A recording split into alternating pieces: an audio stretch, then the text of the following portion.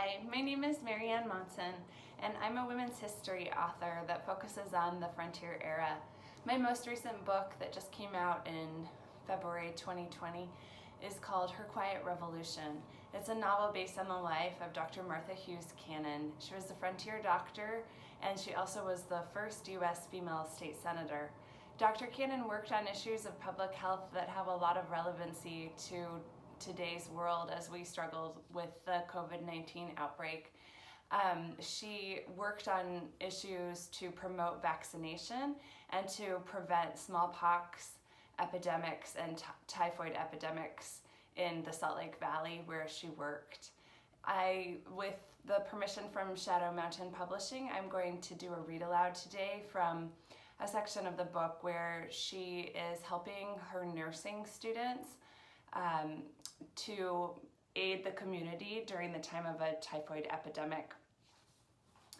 The child writhed in delirium, and Maddie held an ear trumpet to her chest. It was a miracle the child could breathe at all. Her lungs were so filled with fluid. Opening the child's shirt near the top, Maddie noted the presence of rose spots across her chest. There was no question that this was typhoid at its most potent, and the child was in its final stages. Mrs. Musolimus, I am so sorry, but I do not think your daughter is going to live through this. I'd like to give her a medicine called morphine to help her feel less pain. Is that okay with you? The distraught woman nodded and fell down on the bed beside her other children. Inez, can you assist me? The student nodded, kneeling on the floor beside Maddie, cradling the confused and nearly unconscious child in her arms as Maddie prepared the injection and delivered it to Althea's thigh. Within moments, the child's body relaxed and her head dropped back as if she were sleeping. Maddie lifted the frail creature, struggling for every breath, and placed her into her mother's arms. It's best you say goodbye to her, I think. The mother hugged her child to her chest, reciting prayers and making a cross over her daughter's weakened form. Maddie knew this mother would give anything to heal her child. Within an hour, Althea had passed. Maddie, Inez, and Fern sanitized the house, cleaned and dressed the body, boiled clean water for drinking, and left tea and food for the other children. We will notify the undertaker, Maddie promised as they prepared to leave. Thank you, said Mrs. Musolimus again and again. You're welcome, Maddie said, knowing they had not done enough. What this family needed was clean drinking water. What they needed was a house connected to a sewage system. The government of the valley had failed to provide this mother with any of that. On the front porch, Maddie and her students sanitized their hands and removed their aprons. Inez and Fern both began weeping, confronted with their first sight of death. Now they would begin to understand what it really meant to do this work, what the hope of a future vaccine against typhoid could someday mean to the people of this neighborhood and to the world. Back at their supply wagon, a reporter from the Salt Lake Herald waited to talk with the team of volunteers from the nursing school who had come to help with the outbreak.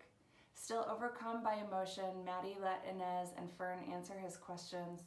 When he turned to her, she had only one thing to say.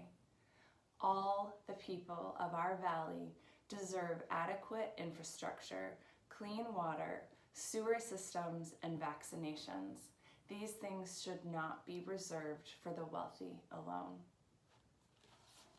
Martha Hughes Cannon was a passionate defender of public health, and she, in her time as state senator, helped to establish the Utah State Board of Health, and then she served on it. She worked on issues to promote vaccinations, to reduce the spread of misinformation about them, and to eliminate outbreaks such as the one that we are currently dealing with and the one that she was working with in the passage that I just read.